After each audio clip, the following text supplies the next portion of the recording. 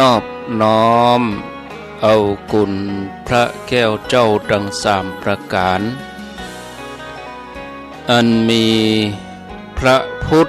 พระธรรมพระสงฆ์กุณพ่อกุณแม่กุณครูบาอาจารย์กุณศีลธรรมกรรมฐานจงมาปกห่มรักษาครูบาอาจารย์พระเจ้าพระสงฆ์ทุกรูปปกห่มรักษาปออกไม่ออกศรัทธาท่านสาธุชนคนดีผู้สนใจใฝ่ในธรรมทุกท่านขอถวายความเคารพแสดงความนับถือพระมหาเถระพระเถรานุเถระเจ้าคณะพระสังฆาธิการครูบาอาจารย์เจ้าที่เปิดวิทยุฟังอยู่ที่วัดที่วาเวลานี้ขอความสุขความเจริญความผาสุกตั้งใจความสบายตั้งกายจงได้บังเกิดแก่ญาติโยมต้นสาธุชนคนดีป่อวิแม่อุ้ยนักศีลนักบุญเท่าแก่น้อยใจยิงตั้งหลายทุกท่านมาแล้วเนอมาแล้วมาปะกันแล้วมาปะกันในรายการสาระธรรมยามแลงรายการสาระธรรมยามแลงมาปะญาติโยมท่านสาธุชนเป็นประจำเวลาบ่าย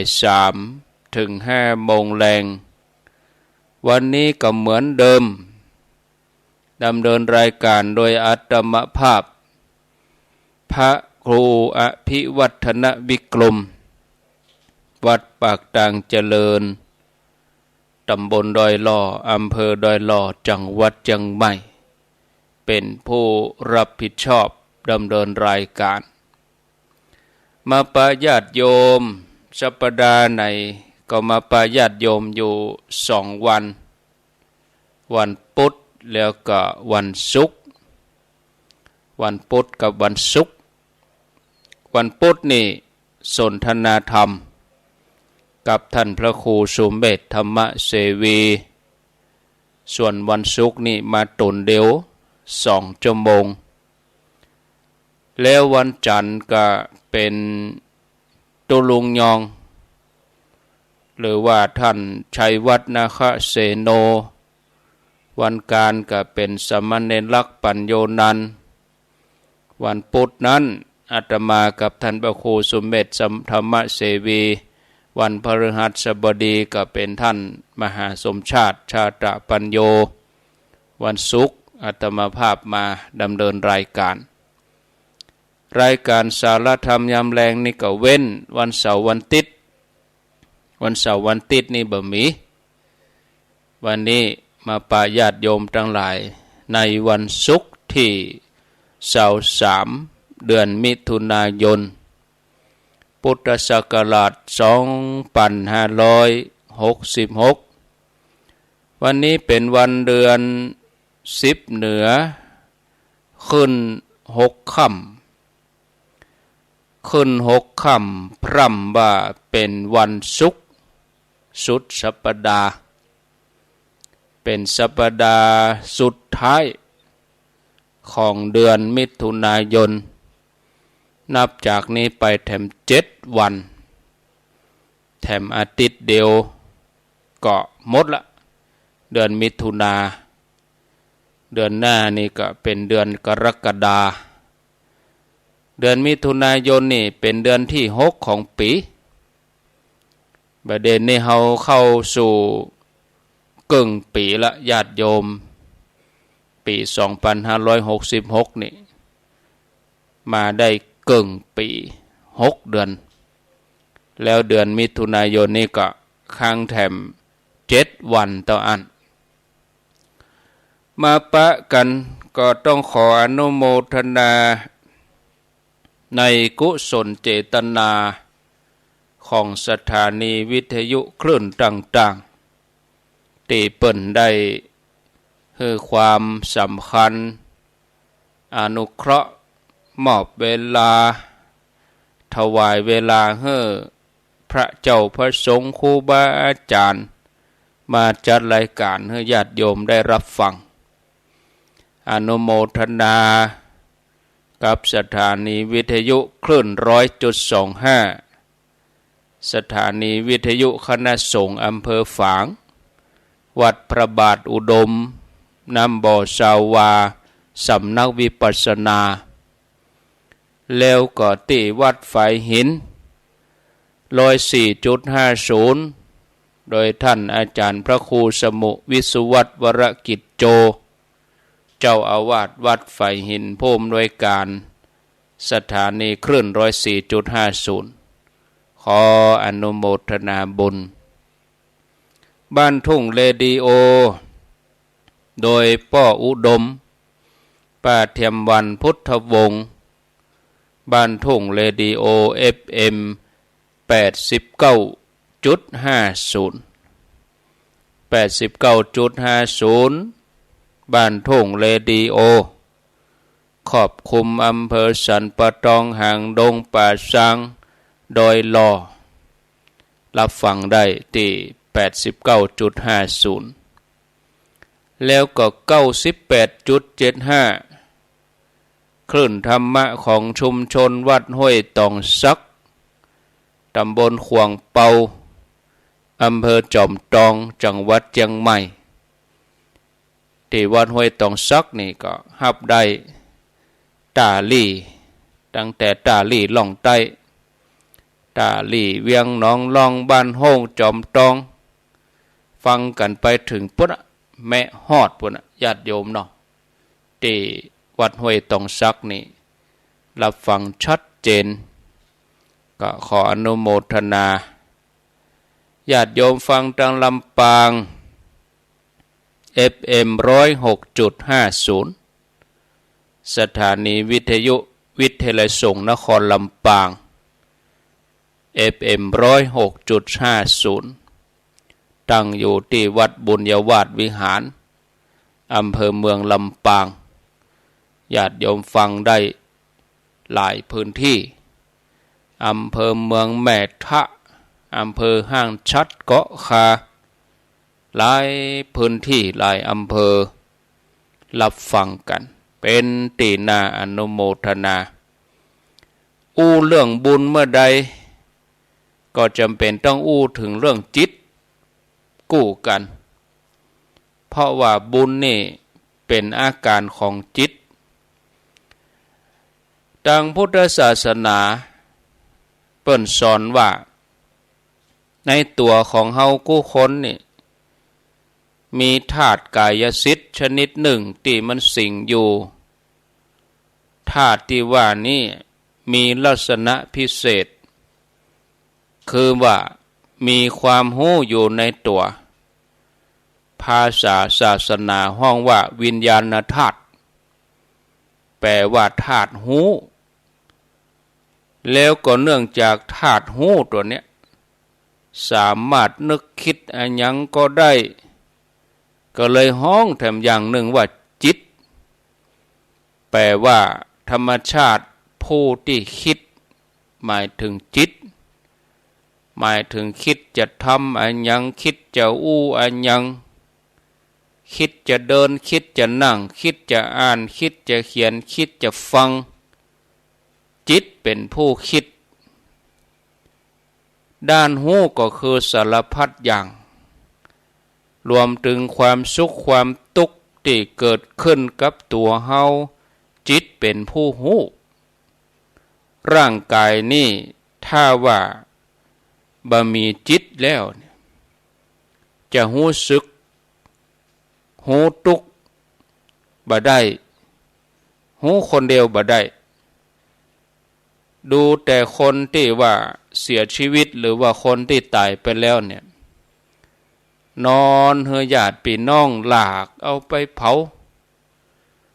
น่ะจนวอดหมอดไหม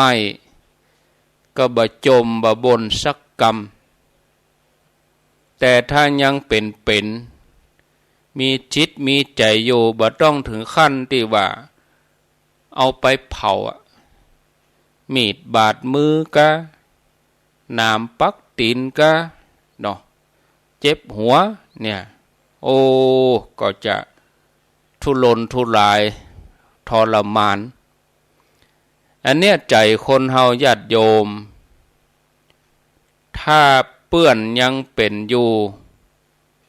ไผเอาไปเผา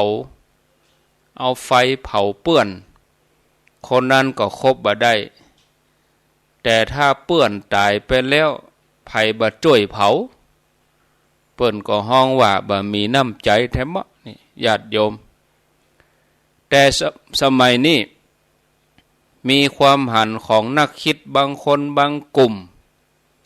ที่ขัดกับหลักทางพุทธศาสนาที่พุทธเจ้าเปิ้นค้นพบคือมีผู้หันว่าจิตหาได้เป็นธรรมชาติอิสระอันหนึ่งต่างหากบ่ได้ความนึกคิดต่างๆเกิดจากการสั่นสะเทือนของประสาทต่ออันตัวธรรมชาติที่ห้องว่าจิตแท้ๆจิตเดิมๆนั่นบ่มีอันนี้เป็นความคิดของคนบางกลุ่มคนบางพวกที่บ่เข้าใจหลักในพุทธศาสนานักคิดบางกลุ่มนักคิดกลุ่มนี้ก็ได้ให้ข้ออุปมาไว้ว่าจิตเหมือนกับเสียงกลองคือเสียงกลองนั่นน่ะเป็นเพียงสิ่งหนึ่งซึ่งเกิดจากการกระทบระหว่างค้อนกับกลองตัวเสียงแท้ๆเนี่ยมันบ่มีเขาเกิดอย่างนี้ความคิดทำนองนี้เนี่ยมันขัดกับหลักของพุทธศาสนาซึ่งองค์พระสัมมาสัมพุทธเจ้าพระองค์ทรงแสดงไว้มากมายยกตัวอย่างว่าจิตเป็นธรรมชาติอันหนึ่งเป็นอิสระแก่ตัวทุกอย่างส่วนประสาทเป็นเพียงเครื่องมือในการคิดของจิตต่ออันคนที่เป็นโรคประสาทแล้วถึงกับเพ้อคลั่งจิตก็ยังอยู่ยังกึดยังได้เป็นแต่ว่าเครื่องมือสำหรับกึดน่ะมันชำรุดมันเสียระบบความคิดมันก็เลอะเลือนไปจิตนั้นเวลาทำงานนี่มันแสดงออกมาในรูปของความคิด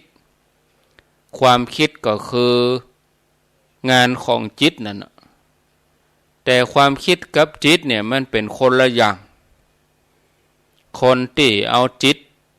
เปรียบกับเสียงกลองนั่นนับว่าเปรียบได้ใกล้เคียงพอสมควรแต่น่าเสียดายที่จับแง่เปรียบเทียบไว้ผิดแทนที่ความกระจ่างกับมัวลงนะกับหลีลงแทนที่จะเปล่งแจ้งขึ้นความจริงถ้าว่าเอาเรื่องจิตเทียบกับเสียงกลองจิตจะต้องเปรียบกับคนที่ตีกลองประสาทนี่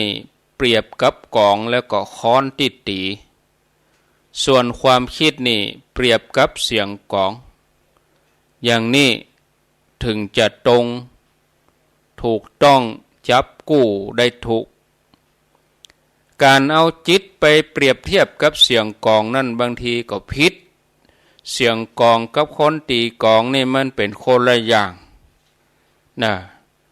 ถึงเสียงเงียบหายไปแล้วตัวคนตีก็ยังอยู่ชั้นใดจิตก็ชั้นนั้นจิตเป็นธรรมชาติอย่างหนึ่งส่วนความคิดเนี่ยเป็นเพียงปรากฏการณ์ชั่วครั้งชั่วคราวชั่วคู่ความคิดมีแล้วก็ดับไปแต่ว่าจิตมันยังคงอยู่นอกจากที่ไว้แล้วเนี่ยยังมีความคิดหันของ บางท่านบางคนซึ่งเริ่มเผยแพร่ในระยะเวลา 4-5 ปีมานี้หันว่าจิตหรือวิญญาณมีอยู่ในวัตถุสิ่งของทุกอย่างในเม็ดหินเม็ดทรายต้นไม้ใบหญ้าก็มีจิตวิญญาณทั้งนั้น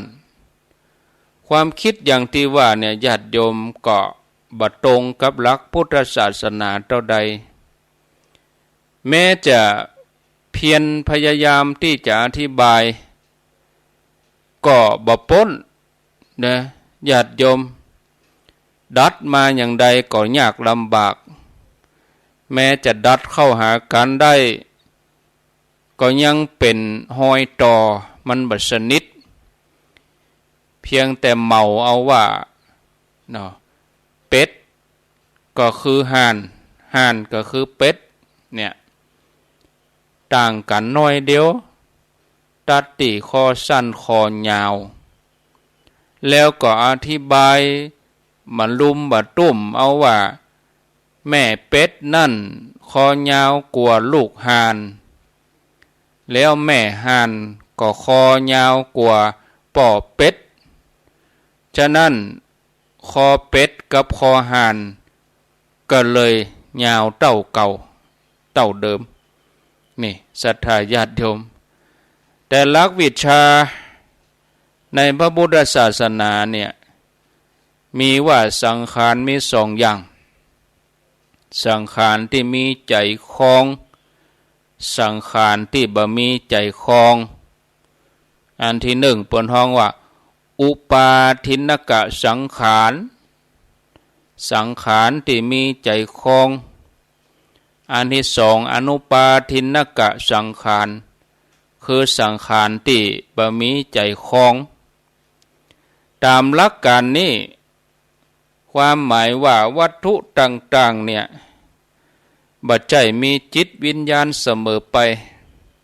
ที่มีก็มีที่บ่มีก็บ่มีเปิ้นก็เลยแยกไว้แล้วก็เป็นข้อเท็จจริงพิสูจน์ได้ญาติโยมท่านสาธุชนเมื่อประเมินมานี่มีผู้หวังดีคนหนึ่งส่งหนังสือมาโฆษณาแล้วก็เป็นหนังสือที่เกี่ยวกับคติความเชื่อเกี่ยวกับคำสอนแล้วก็หนังสือเล่มนี้ค่อนข้างที่จะโจมตีพระพุทธศาสนาไว้หลายจุดคนที่แต่งหนังสือก็คงจะอ้างว่ามีหลักฐานเป็นเอกสารเป็นตำรับตำราจุดที่ว่านี้คือเขากล่าวว่าในพระพุทธศาสนานั้นเนี่ยศาสนาพุทธเนี่ยดีกะอีนะศีล5ข้อเนี่ยบ่มีพระรูปใดบ่มีไผคนใดรักษาได้ครบนะเหตุผลที่เขาว่าพระพุทธศาสนาเนี่ยเป็นอย่างอีกนะก็เพราะว่าทุกสิ่งทุกอย่างมีจิตมีวิญญาณเสร็จแล้วศาสนาพุทธห้ามฆ่าสัตว์มีพระรูปใดพ้องที่เว้นจากการฆ่าสัตว์ได้เพราะอาหารที่พระฉันเข้าไปนั่นแต่ละกรรมเนี่ยก็มีวิญญาณเป็นแสนเป็นล้านความจริงนักธรรมะเปิ้นก็ฮู้กันทั่วไปว่ามติที่ว่ากุสิ่งกุอย่างมีวิญญาณหมดนั่นเป็นเพียงมติเกจิอาจารย์คนรุ่นใหม่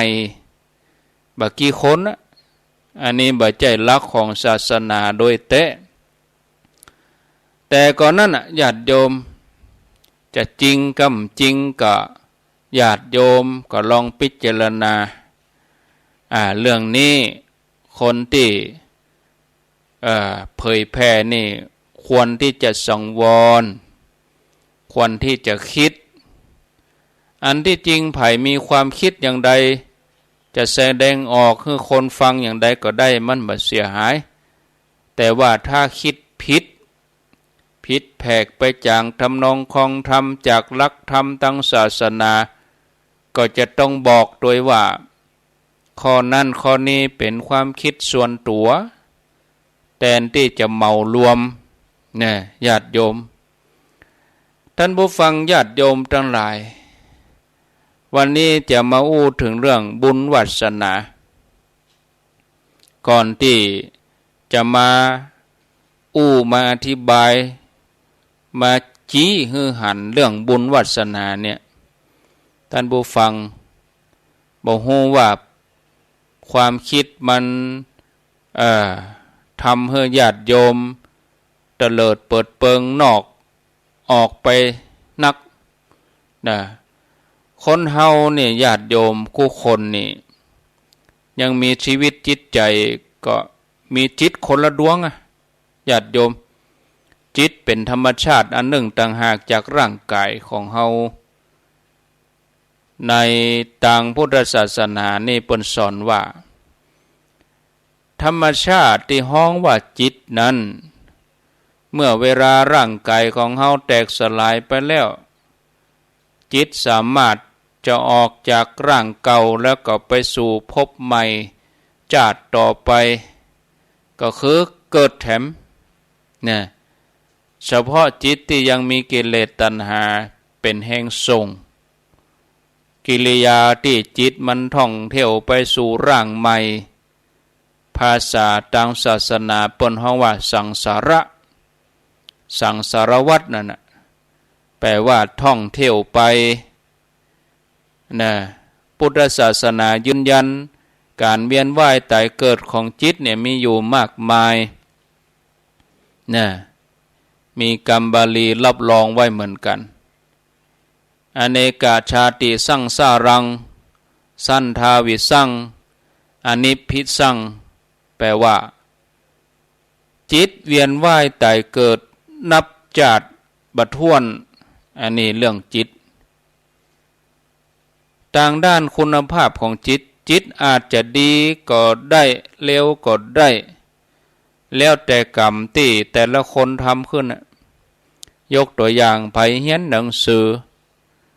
ไผห่ำเฮียนหนังสือไผมีความเพียรจิตของคนนั้นก็มีความละเอียดมีความฉลาดไผที่มีความเกียจคร้านบ่ห่ำบ่เฮียนบ่มีความเพียรจิตของคนนั้นก็โง่เขลาอย่างนี้เป็นต้นรวมความว่าดีขึ้นก็ได้เลวลงก็ได้ความดีของจิตเนี่ยทางศาสนานี่เป็นห้องว่าบุญ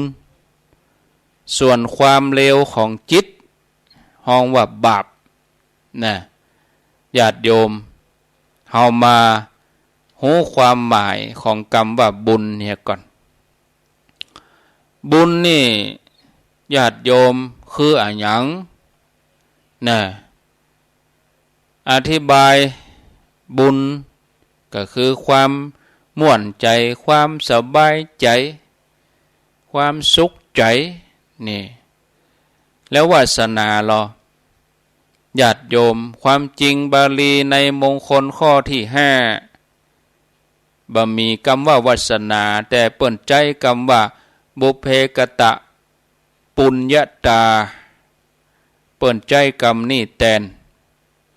คำนี้เนี่ยญาติโยมถ้าเราจะพิจารณาก็แปลว่าบุญเก่านะหมายถึงบุญที่เราสั่งสมนะเราสั่งสมมาสั่งสมอยู่ในจิตเป็นเวลาที่ยาวนานบุญนั่นน่ะญาติโยมที่เราอู้ถึงเอามาอู้รวมกันห้องว่าบุญวาสนาหรือจะอู้สั้นๆก็ว่าวาสนามันเป็นวาสนาของเปิ้นเนาะมันเป็นบุญของเปิ้นเนาะนี่ธรรมชาติที่ห้องว่าจิตนั้นเนี่ยนอกจากมีความสามารถในทางหูทางนึกคิดแล้วเนี่ยยังมีความสามารถพิเศษแถมอย่างหนึ่งคือสามารถสั่งสมความดีความชั่วไว้ด้วยนะ นะที่ว่าสั่งสมนั่นน่ะหมายความว่าหับเอาความดีความชั่วไปปรุงไว้ในจิตนี่เฮือดีเฮือชั่วไปตามลักษณะพิเศษของจิตในทางสั่งสมเนี่ยบุญวาสนาก็เลยมี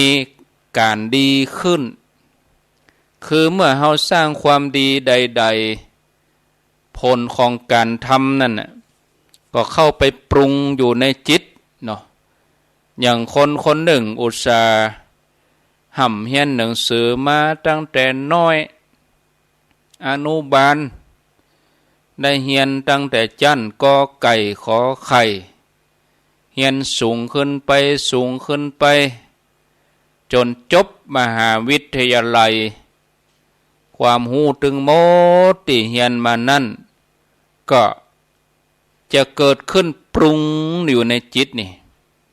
นอกจากนี้แล้วเขาก็ได้ทำความดีต่าง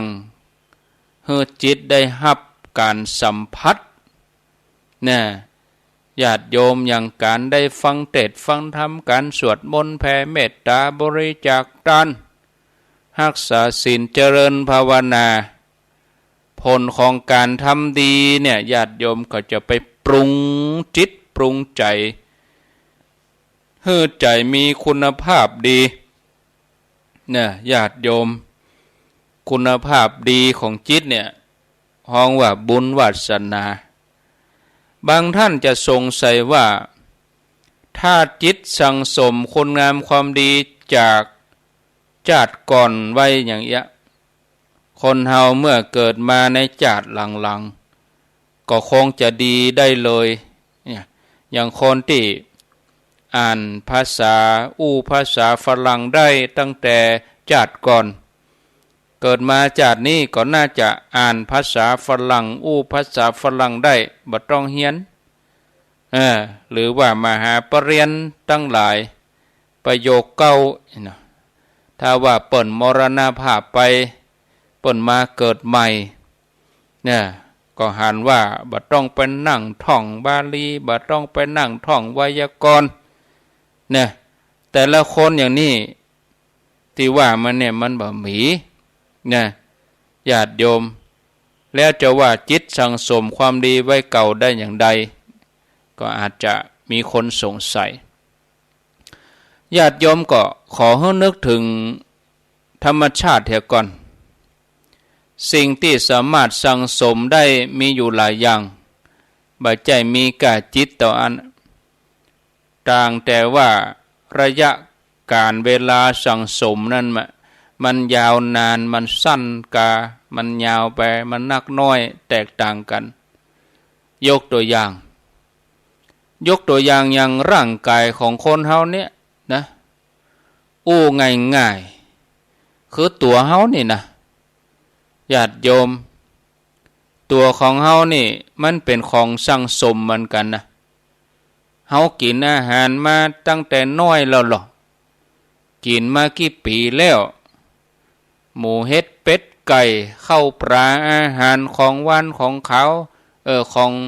ข้าวหวานอาหารนี่นะเฮากินมาตั้งแต่น้อยจนฮอดปัจจุบันคาบตะกี้เนี่ยคาบเมื่อตอนเนี่ย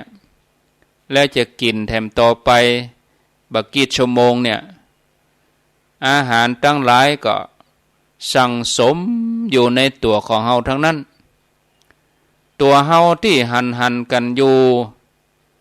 เนี่ยหันด้วยตาเนี่ยมีแข้งมีขามีหูมีตาคือผลของการสั่งสมอาหารแต่ละวันตึงข้าวน้ำตึงพักป่านะนึกเอากันแล้วกันเถอะญาติโยมถ้าหาว่ามีไผถามเฮาขึ้นว่าก็เมื่ออาหารถูกสั่งสมไว้เต็มตัวจะต้องไปเสาะหาอาหารใหม่เนี่ยหยังนะแต่ว่านี่ก็กินข้าวอาหารก็สั่งสมไว้วันนี้เนี่ยหยังต้องกินแถมเฮาจะตอบว่าอย่างไรเฮาก็จะต้องตอบว่า อาหารที่ร่างกายสั่งสมไว้ตั้งแต่น้อยตั้งแต่เกิดมาจนถึงฮอดบัดเดียวเนี่ยนะมันก็มีจริงอยู่แต่บ่ใจสั่งสมไว้ตุนอาหารที่เฮาลืนลงไปในท้องคงอยู่สภาพเก่าบ่ได้มันเป็นสภาพเก่าอย่างเฮาเอาเข้าปากตอนที่มันอยู่ในจานมันก็เป็นอาหารอย่างหนึ่งข้าวอย่างหนึ่งผลไม้อย่างหนึ่งทีนี้เฮาตักเข้าปากเฮาก็เคี้ยวแหลกละเอียดไปเลยสภาพที่อยู่ในจานนั้นมันมีละลืนลงไปจากปากลงหลอดอาหารลงลำไส้ลงกระเพาะเนี่ยญาติโยมถูกย่อยเสร็จแล้วก็ไปแยกอาหารเป็นสารอาหารต่างๆไปหล่อเลี้ยงร่างกายตามส่วนต่างๆไปเป็นผมขนเล็บฟันหนังไปเป็นเนื้อเอ็นกระดูกไปบำรุงเหล่านี้นะฉะนั้นเฮาจะว่าตัวเฮาเนี่ยมีข้าวเป็นปั่นมีนาเป็นปั่นมีป่าเป็นหนองมีหมูเป็นเล้ามีข้าวเป็นปั่นนี่นะ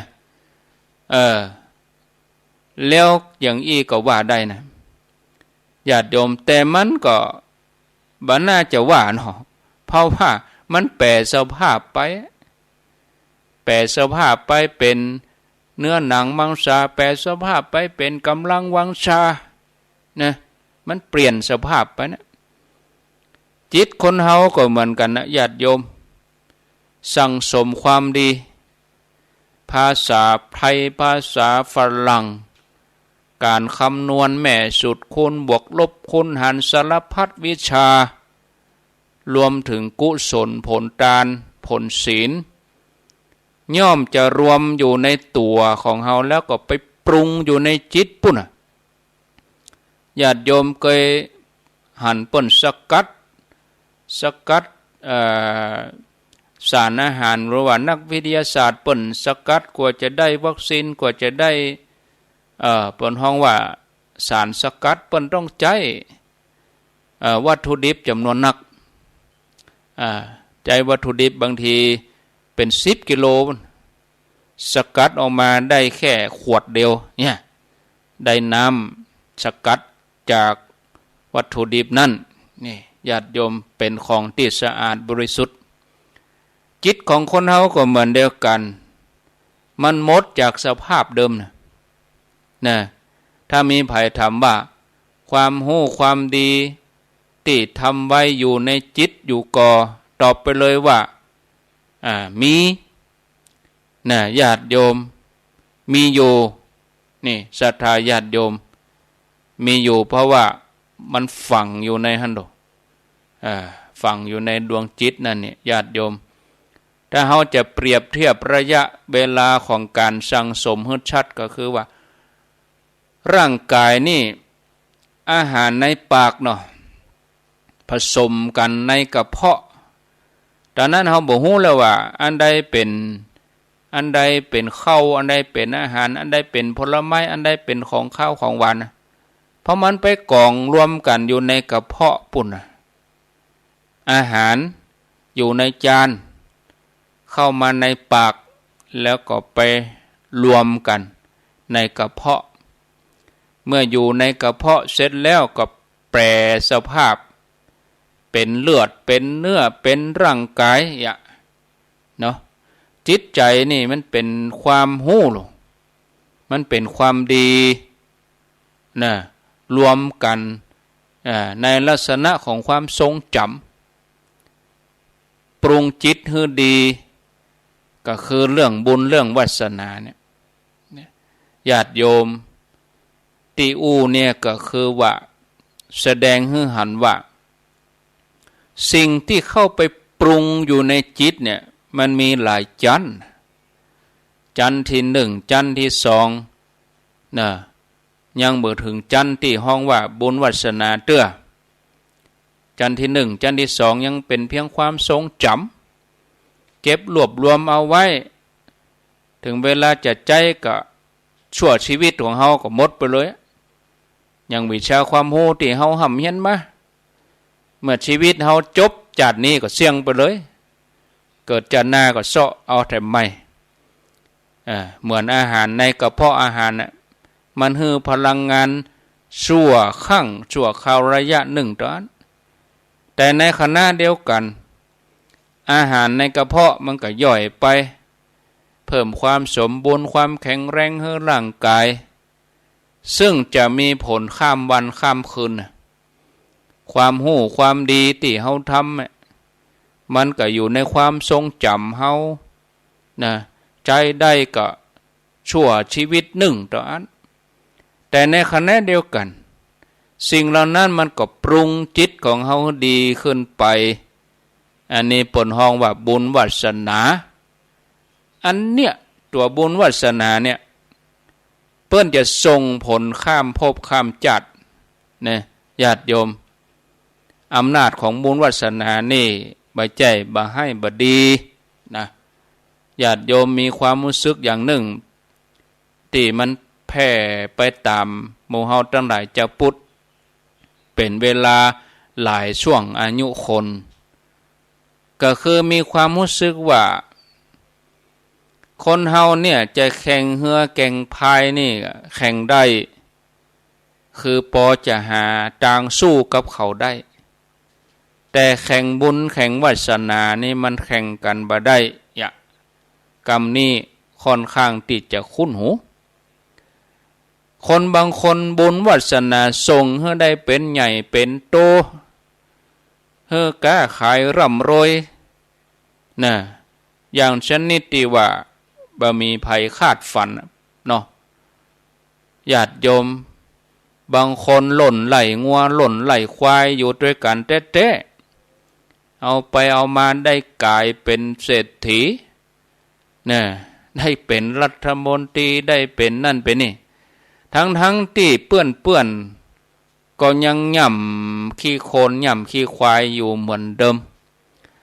บางคนนี่ตอนบวชร่วมกันเป็นเน้นน้อยนะขอโทษนะหัวยังเป็นขี้กากอยู่เนี่ยอยู่บ้านนอกบ้านนาเอาไปเอามาโอ้ได้เป็นใหญ่เป็นโตได้เป็นเจ้าอาวาสวัดใหญ่วัดหลวงนี่อันเนี้ยญาติโยมที่เป็นอย่างอี้เฮาก็ว่ากันว่าเป็นเพราะบุญวาสนาโดยแห่งบุญแห่งวาสนาเนาะละอ่อนกำพร้าอนาถาบางคนนะดิ้นรนต่อสู้ตัวเองจนเป็นความสำเร็จบอกว่าหน้าที่การงานนะถ้าบ่เป็นเพราะบุญวาสนามันจะเป็นตายอย่างนะบางทีเขาก็ไปลงตัดติว่าโอ้ก็ดวงเขาดีอันนี้ความเข้าใจของคนทั่วไปจะเป็นความเชื่อในเรื่องของบุญวาสนาแต่เพียงแต่ว่าเปิดระบายความอึดอัดใจเมื่อตัวเก่าบ่อาจจะเอาชนะคนอื่นได้แต่ความรู้สึกนึกคิดอย่างนี้มันก็มีอยู่ในสังคมของเฮากว้างขวางแล้วต่างพระเปิ้นว่าจะได้ต่างพระนี่บ่มีปัญหาซับซ้อนอะไรหยังบ่ต้องไปเสียเวลาไปเอี่ยวสัมภาษณ์ไปถามคนนั่นคนนี้ซึ่งจะเป็นต่าง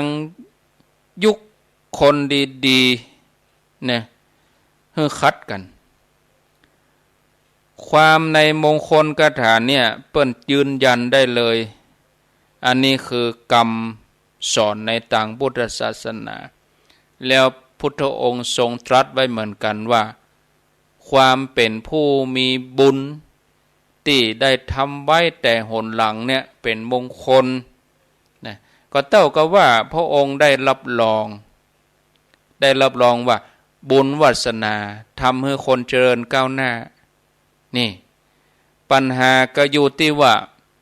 บุญวาสนาทำให้คนเฮาเจริญก้าวหน้าได้อย่างใด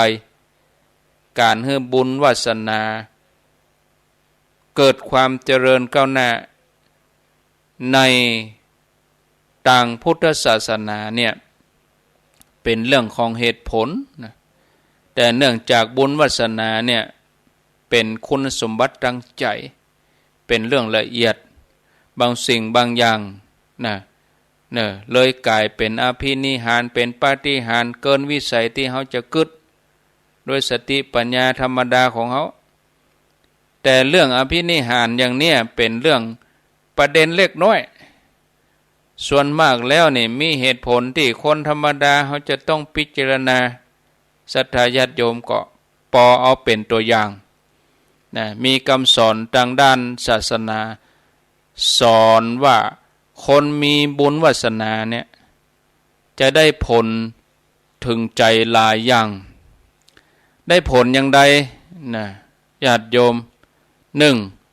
สุวรรณตาคนที่มีบุญวาสนานะหนึ่งสุวรรณตามีผิวพรรณงดงามสองสุสรตามีเสียงไพเราะสามสุสันธานังเป็นคนที่มีสวดทรงเหมาะสุรูปตาก็มีรูปร่างดีเนี่ยอันนี้คือคนวาสนาคนมีบุญวาสนาเป็นอันสรุปได้ว่าความดีทุกอย่างที่เราทำไว้แม้จะบ่มีผลในปัจจุบันตันตามันก็สูญเปล่าความดีเหล่านั้นจะรวมเข้ามารวมเข้ามาปรุงจิตของเราให้ดีขึ้นห้องว่าบุญวาสนาบุญวาสนาเป็นพลังวิเศษเนอะญาติโยมที่จะทำให้เราได้พบความเจริญก้าวหน้า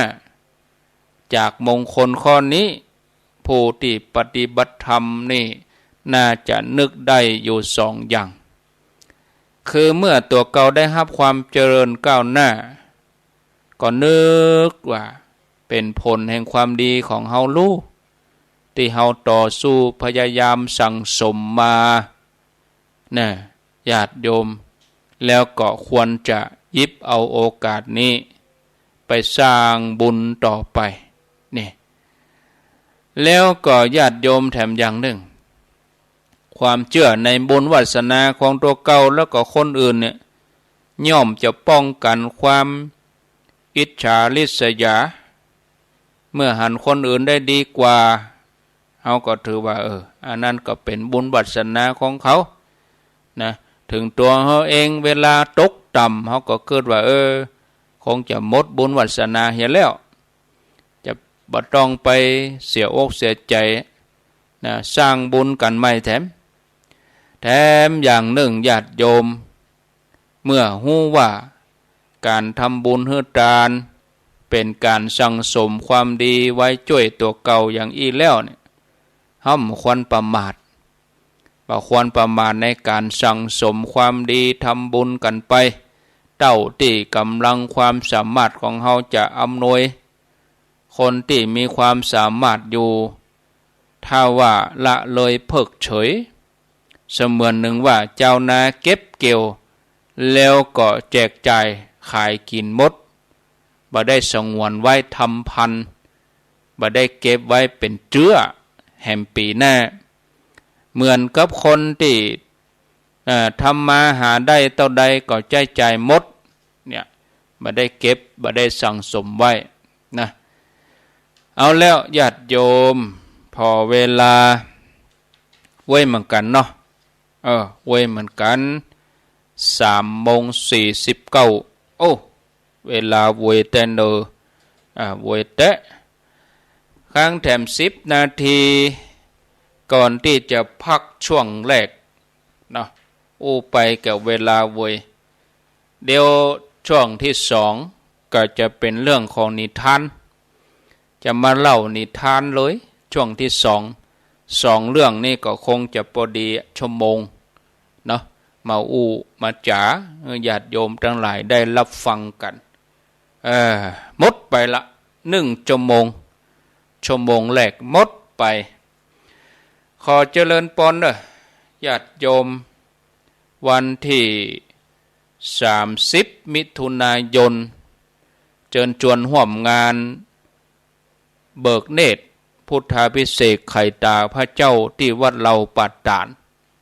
ตำบลช้างเขิ่งอำเภอแม่แจ่มจังหวัดเชียงใหม่ในวันศุกร์ที่30มิถุนายน2566วันศุกร์ที่30นะญาติโยมก็สิ้นเดือนพอดีก็ไปนอนคืนไปถึงเจ้าวันที่1กรกฎาคมตอนรับวันใหม่นะ1กรกฎาเบิกเนตรแต่ก่อนจะไปถึงวันที่30นี่ก็บึดเนี่ยคืนเนี่ยเนาะวันที่23ญาติโยมอยู่ใกล้อยู่หิมในเขตบ้านห้งนี่นะก็ขอเชิญชวนไปร่วมฟังเทศน์ที่วัดห้วยปังก้าบ้านน้ำดิบตำบลบ้านโฮงอำเภอบ้านโฮงจังหวัดลำพูนเด้อคืนนี้เวลา 19:30 นาทีเป็นต้นไปที่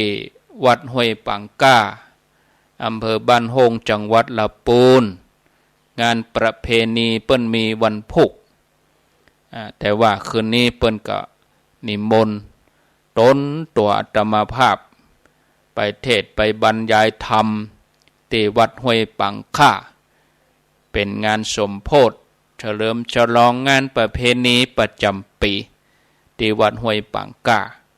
อำเภอบ้านโฮงจังหวัดลำพูนก็เชิญชวนเนาะอยู่ใกล้อยู่หิมนะแล้วก็แถมงานหนึ่งจากวันที่30แล้วก็วันที่15กรกฎาคมก็ขอเชิญชวนญาติโยมหมู่เฮาเจ้าข้าศรัทธาทั้งหลายเท่าแก่น้อยใจยิงไปร่วมกันรอเตียนเครือข่ายขึ้นสีขาวเฮานี่ย่างไป 4-5 ปีเฮารอเตียนกันมาเป็น10กว่าปีแล้วก็ไปตานกันเป็น10กว่าปีแถมตัวปีนี้จะไปรอเตียนกันที่วัดตุ้งโป่งตำบลเมืองปานอำเภอเมืองปานจังหวัดลำปางเนอะวันที่15กรกฎาคมตรงกับวันเสาร์ก็เชิญชวนญาติโยมตวยเตียนนั่นนี่เขาจะรอกันอยู่9 เล่มแล้วก็วันนั้นก็จะตาน15 เล่มบัดเดี๋ยวนี้15 เล่มนี่ครบแล้วนะโอ้โดยกุศลเจตนา15 เล่มครบพอดีแล้วก็ยังมีแถมหลายท่านก็ทราบข่าวแล้วก็ยังตั้งเจตนาเนาะอยากจะทานอยากจะทำบุญแถมนี่นะก็ขออนุโมทนาเนอะโมทนากับแม่ปราณีรอดเรือนพร้อมลูกหลานครอบครัว500 บาทโยมนิ่มนวลรอดเรือนแถม500 บาทอนุโมทนานะร่วมทำบุญเป็นการรอเตียนตัวมีหลายผู้หลายท่านบางทีหลายชื่อนั่นก็บัดตันได้อ่านกาบางทีก็ลืมไปกาเนาะก็ต้องขออนุโมทนาเนอะมีแม่สีสวัสดิ์จองคำแหลงร่วมทำบุญแม่แถมนะแม่สีสวัสดิ์จองคำแหลงแถมจำนวน 1,000 บาทนะก็ขออนุโมทนาป่าอุดมแม่ขจรสารพีพร้อมลูกหลานอยู่ด้วยสเก็ตตั้งเจตนาแรก 1,000 บาทแม่ทิติรัตน์พรหมมินทร์แม่ขจารเบียงเป่าเป้าปุ่นนะ 1,000 บาทแม่จีรพันธ์โมป้อ 1,000 บาทนางสมพรรัตนังป่าเมือดสันทราย 1,000 บาทคุณกนกพิษชัยนาล้านนาพันธ์อำเภอฝั่งบ้านห้วยงูใน 1,000 บาทแม่พรวดีพันเดช 1,000 บาทแม่คูดเฉลียวมิ่งขวัญ 1,000 บาทแม่นิดกาวลีบ้านให้ดงก็ประเด็นนี้กำลังจะรวมกันเนาะไปวันที่15นี่นะกันนี้ก็ลงตัวละเสาะรถเสาะขนรวมบุญมา 1,000 บาทป้าสีดาเวียงเป่าพร้อมกัลยาณมิตรญาติสนิทมิตรสหายร่วมกัน 1,000 บาทป่อบุญธรรมแม่รัตนาสังคำฟัน อีก 1,000 บาทนายถนอมนางสายทองชัยมงคลพร้อมครอบครัวลูกหลาน 1,000 บาทแม่วิติปมีใจอยู่สันมะเข็ดเวียงเป่าเป้าจำนวน 1,000 บาทแล้วก็แม่ตุนแก้วแดงเรืองคุณครูสว่างจิตประทุมวันบ้านบวกคกในเมืองบุญนะหนองปลาข้างบวกคกแม่สันกำแพง 1,000 บาทแม่กองคำทองคำแม่จันเปงมูลนิวางร่วมกัน 1,000 บาทแล้วก็นายอนุชนนางแสงคำหลวงยศอยู่บ้านอุเมงสันปะตองจำนวน 1,000 บาท15 เล่มวันที่15อย่าได้ตานกันเนาะก็ขออนุโมทนาส่วนท่านใดที่จะว่า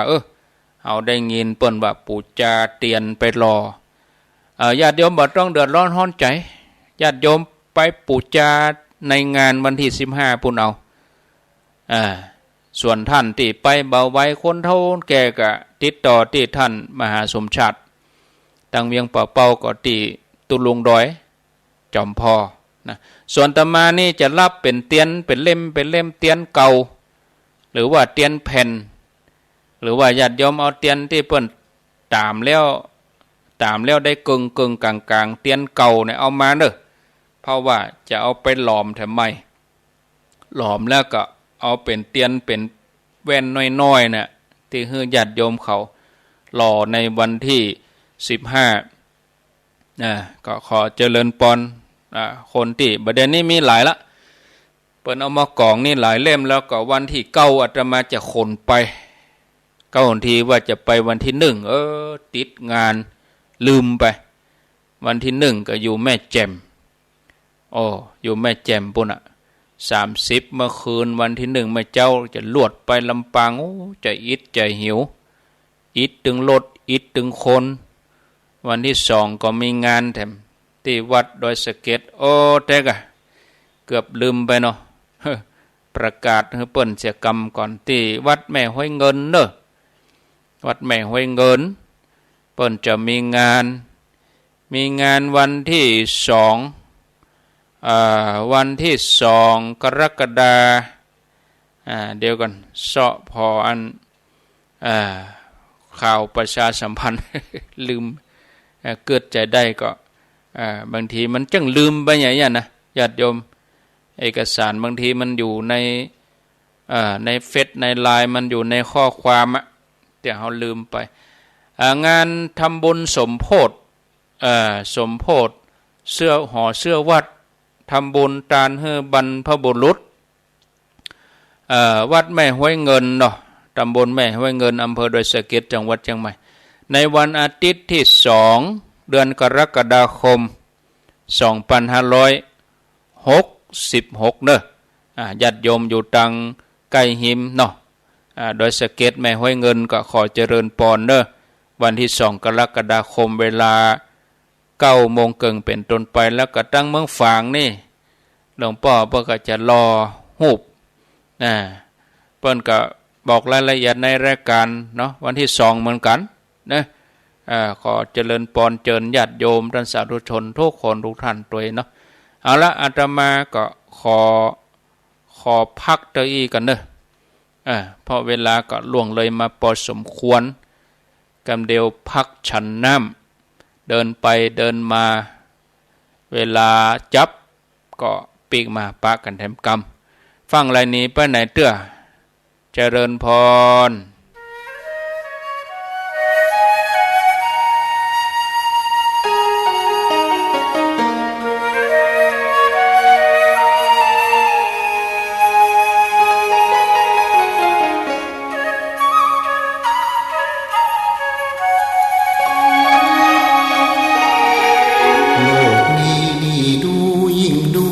อกย้อ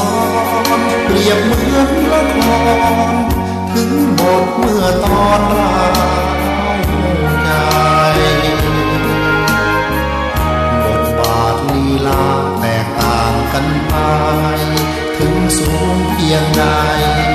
ต่างจบลงไปเหมือนกัน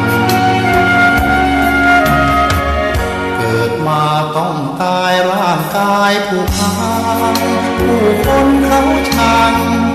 คิดยิ่งระวังไว้วันต่างเกิดกันมาร่วมโลกเดียวกันคือผิวช่างกันบ้างเหยียดหยามกันเหลือเกินโลกนี้คือละครบทบาทบางตอนชีวิตยอกย้อนยับเยินชีวิตบางคนรุ่งเรืองจำเริญแสนเพลินเหมือนเดินอยู่บนหนทางวิมานโลกนี้นี่ดูยิ่งดูเศร้าใจชั่วชีวิตไว้หมุนเปลี่ยนพันไปเหมือนมาปิดฉากเรื่องร้องผุดพองตราการครั้นแล้วไม่นานเปิดทางเป็นความเศร้าใจ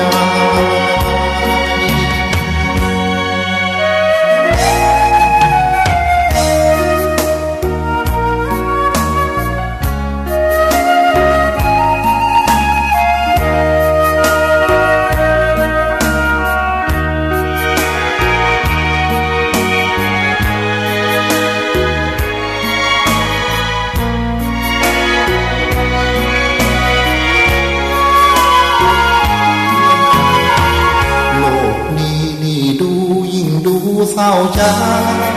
ชั่วชีวิตไว้หมุนเปลี่ยนพันไปเหมือนมาปิดฉากเรื่องร้องผุดพองตราการครั้นแล้วไม่นานเปิดทางเป็นความเศร้าใจ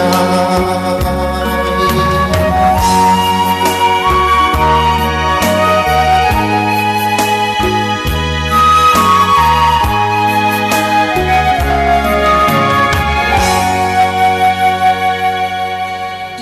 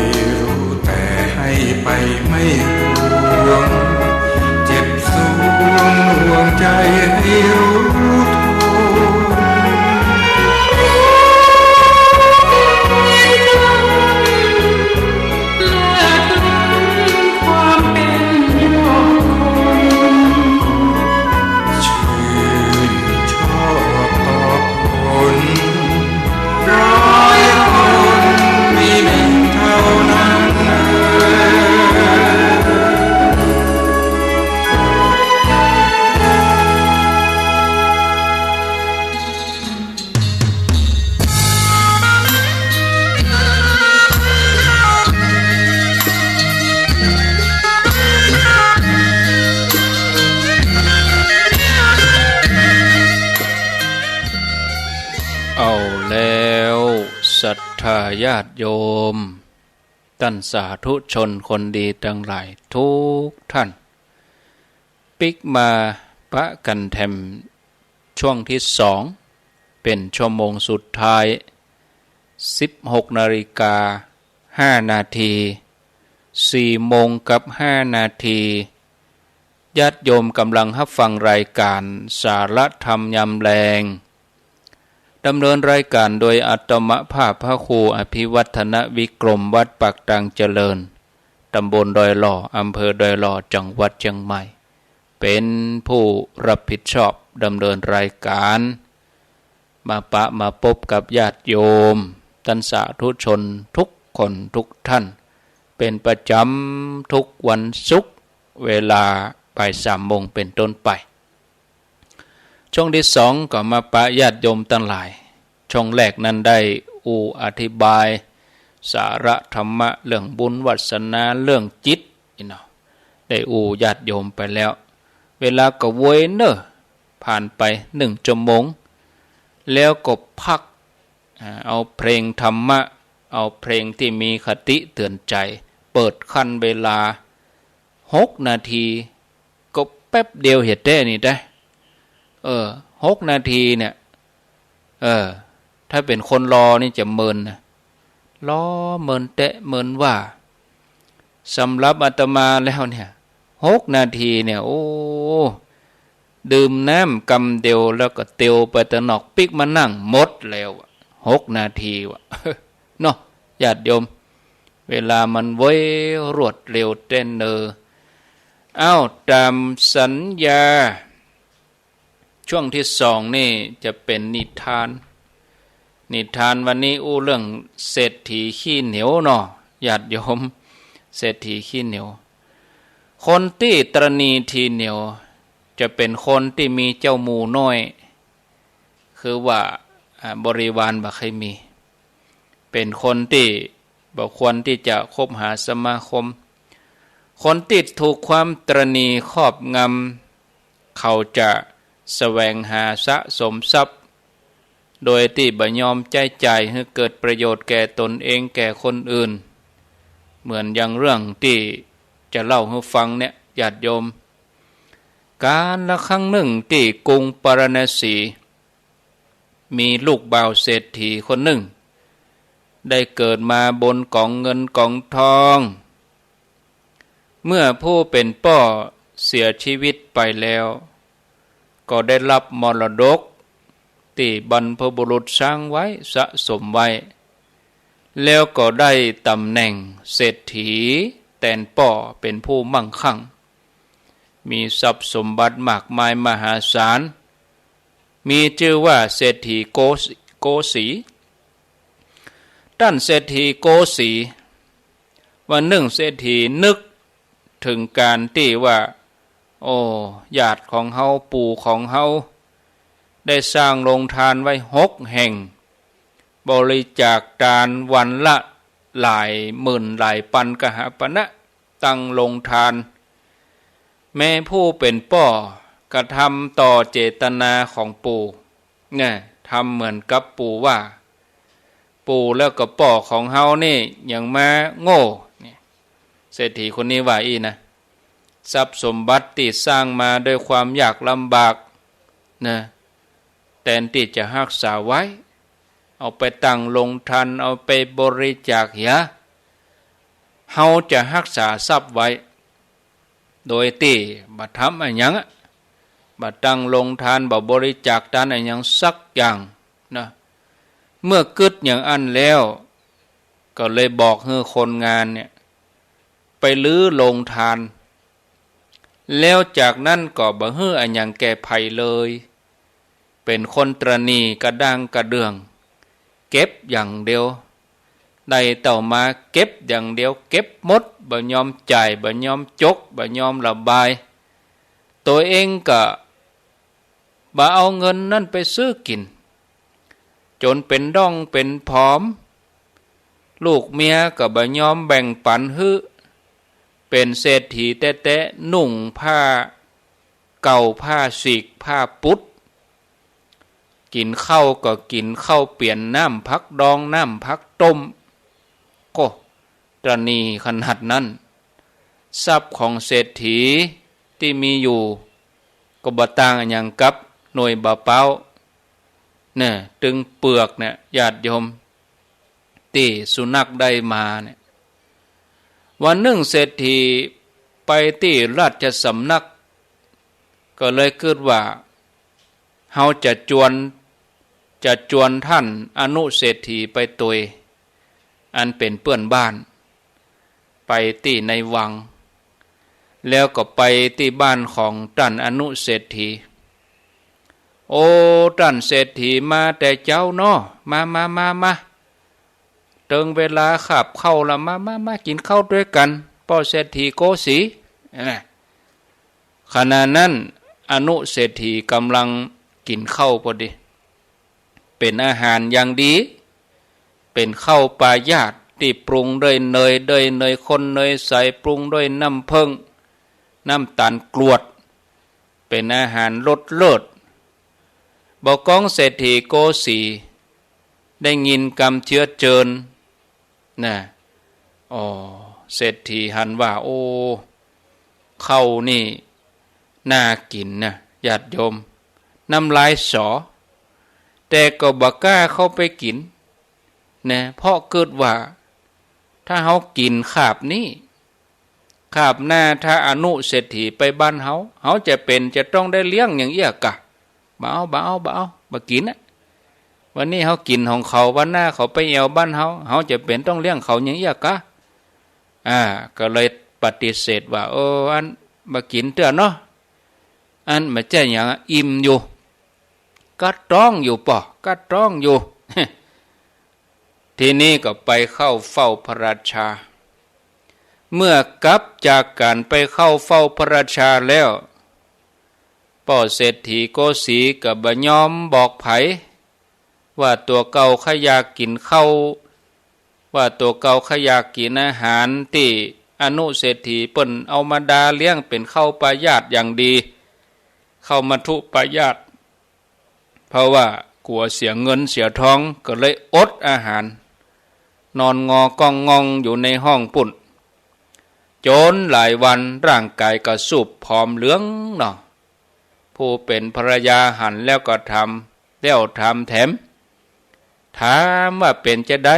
วะในที่สุดนะก็ได้รับคำตอบทนแรงลบเล่าของภรรยาบ่ได้ก็บอกว่าตัวอ้ายนี่ใครกินข้าวมัทุปายาตไปหันที่บ้านอนุเศรษฐีเปิ้นดาเลี้ยงเปิ้นห้องมาแล้วเปิ้นเอามาสู่แล้วแต่อ้ายบ่กินบ่กินเพราะว่าหยังก็กลัวว่าจะได้เลี้ยงเปิ้น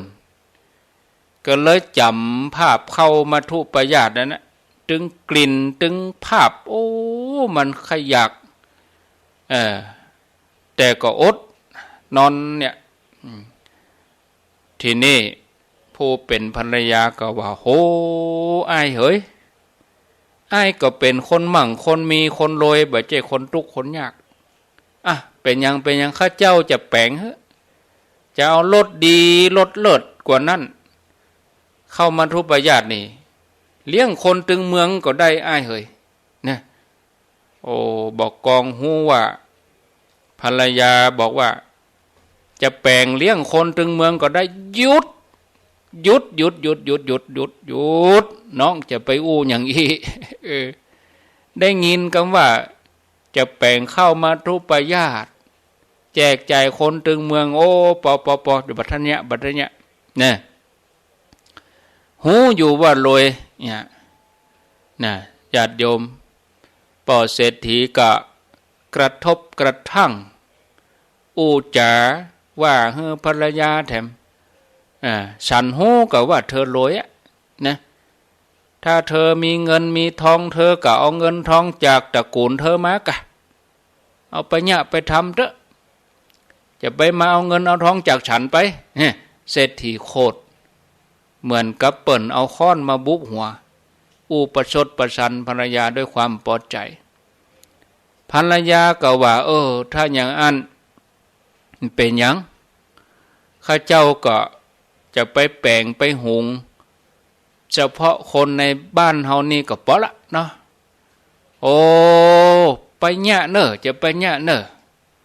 จะไปแปลงให้เขากินเนี่ยหยังเศรษฐีก็อู้กลัวเสี่ยงเงินเสี่ยงทองภรรยาก็ว่าถ้าอย่างอันก็เอาเฉพาะลูกเมียเนาะกินเฉพาะอ้ายกับน้องแล้วก็ลูก2-3 คนป้อเนาะเศรษฐีก็ว่าโอ้แล้วเธอจะกินเนี่ยหยังฮะแล้วลูกจะกินเนี่ยหยังเธอกับลูกเนี่ยบ่มีสิทธิ์จะกินเนอะญาติโยมก็มาจิกับลูกกับเมียภรรยาก็ว่าก็มาอันกะน้องก็จะแปลงหมอกให้กินคนเดียวอีกาเนาะ แต่ว่าเนอะแต่ว่าอันเวลาจะไปปรุงไปหุงนะเฮือเกียมวัสดุเกียมอะไรอย่างไปเฮือเรียบร้อยเอาหมอกพอดีเนอะจะไปเผื่อมันเอาหมอกเฮือเลี้ยงคนเดียวเฮือฆ่ากินคนเดียวแล้วก็จะไปเอามาแยะไก่นี่นะเขาจะหั่นเข้าใส่เขาจะได้กลิ่นเอาไปแยะไก่เอาไปแยะในแพะในป่าให้มันไก่หูไก่ตาบ่ต้องทำหนักเนอะเห็นหรอข้าจะกินคนเดียวเศรษฐีก็บอกภรรยาย้ำแล้วย้ำแถมนะเมื่อได้ของครบตามต้องการนะเศรษฐีก็ให้คนใจเอาครัวเอาของนั้นเข้าป่าเพื่อจะไปหุงข้าวปลายาตไปถึงในป่าแล้วก็สั่งให้คนดังไฟอยู่ที่ปืนเกาไม้ต้นหนึ่งให้คนไปขนเอาหลัวมาเตรียมน้ำให้พร้อมเมื่อทุกอย่างเรียบร้อยเรียบหมดครบถ้วนนะแล้วก็สั่งให้คนใจว่าไปยืนไกลๆจะไปมาอยู่ใกล้นี้ไปยืนอยู่ปุ๊บแล้วก็ห้ามให้ไผ่กายมานี่ถ้าไผ่จะมาตั้งนี้เนาะให้เขาไปตั้งอื่นเหียนะจะไปให้ไผ่ได้มาห้ามเด็ดขาดถ้าไผ่มาตั้งนี้ไล่ให้ไปตั้งอื่นเนอะคณะเดียวกันนั้นท้าวสักกะเทวราชซึ่งเคยเป็นปู่ของเศรษฐีก็มาพิจารณาถึงต้นตระกูลวงวานญาติพี่น้องของตัวเก่าที่เคยฮื้อบอกกองหู้ข่าวว่าเศรษฐีเนี่ยทำลายเสร็จแล้วพญาอินทร์ท้าวสักกะเทวราชเกิดว่าโอ้ต้นตระกูลของเฮาเคยฮื้อเคยเสียสละมั่งมีเป็นแบบอย่างที่ดีให้คนรุ่นหลังเบอร์เดนี้วงตระกูลของเฮาถูกตัดขาดเสียแล้วเพราะโกสีเศรษฐีเป็นคนตระหนี่บ่ยอมบริจาคสิ่งของให้ไผตายแล้วก็คงจะบ่ได้มาเกิดบนสวรรค์นี่แหละคงจะไปลงที่ต่ำเมื่อพญาอินทร์เกิดอย่างอันใดก็ตรัสเรียกเทวบุตรทั้งหลายแล้วก็เล่าเรื่องให้ฟังแล้วก็รับสั่งว่าตัวเฮาเนี่ยจะไปก่อนแถลงตัวไปก่อนเมื่อเฮาไปขอเข้าปายาตแล้วเฮาจะนั่งลงพวกท่านก็ก้อยทยอยกันไปกำตนเนอะไปขอเข้าที่เศรษฐีกำลังปรุงกำลังหุงเนี่ยเสร็จเรียบร้อยก็แปลงร่างกายเป็นนักพรตนักบวชเข้าไปหาเศรษฐีถามว่าอันป่อเศรษฐีเมืองปาราณสีไปตั้งใดจะมาถามอย่างนี้เศรษฐีว่านะมาถามอย่างนี้จะไปหูไปตั้งใดก็ไปปุ้นเราไปตั้งปุ้นบอกไปอย่างอันด้วยความพอใจพญาอินทร์ที่แถลงกายเป็นนักพจน์ของอายังก็ป่อเศรษฐีว่ายังก็ว่ายังก็ทำเป็นคนได้ยินเตียวเข้าไปใกล้ๆโอ้ยเนาะจะไปมาอย่างเนี้ยหูลึงกะเนาะเศรษฐีก็ด่าว่ากลัวนักพจน์นักบวชนี่จะมาหันมอเข้ามาทุปยัดนะนักพจน์นักบวช ที่เป็นพญาอินทร์แถลงกายนั่นก็ว่าอันป้อเศรษฐีน่ะเดือดเนี่ยหยังน่ะอันหยังควันจุนๆนะอันหยังอยู่ในหม้อนะอันหยังน่ะท่านเศรษฐีอีหรอโอ้กำลังแปลงเข้ามารุปยาตกะโอ้คงจะมีงานเลี้ยงกะเนี่ยนะในเวลาที่จะเกิดขึ้นเนี่ยเฮาจะได้กินสักหน่อยกะแน่เศรษฐีก็เลยไล่กะนี่บ่มีงานเลี้ยงงานหยังบ่มีงานสังสรรค์หยังสักอย่างไปที่อื่นไปก่อนนี่หรอนักพจน์นักบวชหรือว่าพญาอินทร์นะก็ว่าอ้าวถ้าอย่างอันก็ถ้าบ่มีงานเลี้ยงอะไรอย่างถ้าป้อเศรษฐีกินเนี่ยตัวเฮาคงจะได้ส่วนแบ่งสักหน่อยกะเศรษฐีก็ว่าโอ้บังฮื้อเนอะเข้าเม็ดเดียวเฮาก็บ่ฮื้อเฮาเอามาน้อยเอามอกกินอิ่มคนเดียวตัวอันจะมาขอนี่ว่าบ่ฮื้อไปนี่ญาติโยมนักพจน์นักบวชก็คือพญาอินทร์อันเป็นญาติเก่าก่อนนี่นะก็บอกว่าคนเฮาเมื่อมีน้อยก็ฮื้อน้อยกะเศรษฐีเมื่อมีนักก็ฮื้อนักแต่การบายิบยื่นบาแบ่งปันเลยเนี่ยมันสมควรนะท่านเศรษฐีเฮาขอบอกท่านขอท่านจงฮื้อตาลตัวกินตัวแล้วจะได้ไปอยู่บนสวรรค์อันประเสริฐคนที่กินคนเดียวเนี่ยบ่ได้พบความสุขเนอะเหรอเศรษฐีก็อย่างพอใจโอ้นักพจน์นักบวชคนนี้ดีเข้าท่านั่งลงได้จะปั่นให้หน่อยบอกกองได้สัญญาณอย่างอี้ตามที่ตกลงกันเหล่าเทวดาเหล่าเทวบุตรทั้งหลายบอกกองหันพญาอินทร์ที่แถลงตัวเป็นนักพจน์หยอบนั่งลงมาแล้วแถลงตัวมาแถมตนอันนี้เป็นจันทะเทพบุตรแล้วก็มาทำทีทำท่าเหมือนอย่างเก่าเข้าไปหาเศรษฐีบอกว่าเอาป้อเศรษฐีเมื่อแขกนั่งลงไปแล้วคนที่จะกินคนเดียวย่อมบ่ได้ประโยชน์สุขโกสิเศรษฐีผู้ที่กินคนเดียวย่อมบ่ได้รับความสุขเศรษฐีได้ฟังก็คนนี้ก็พอใจเอานั่งได้จะปั่นให้หน่อยเจอนั่งนะจันทะเทพบุตรก็นั่ง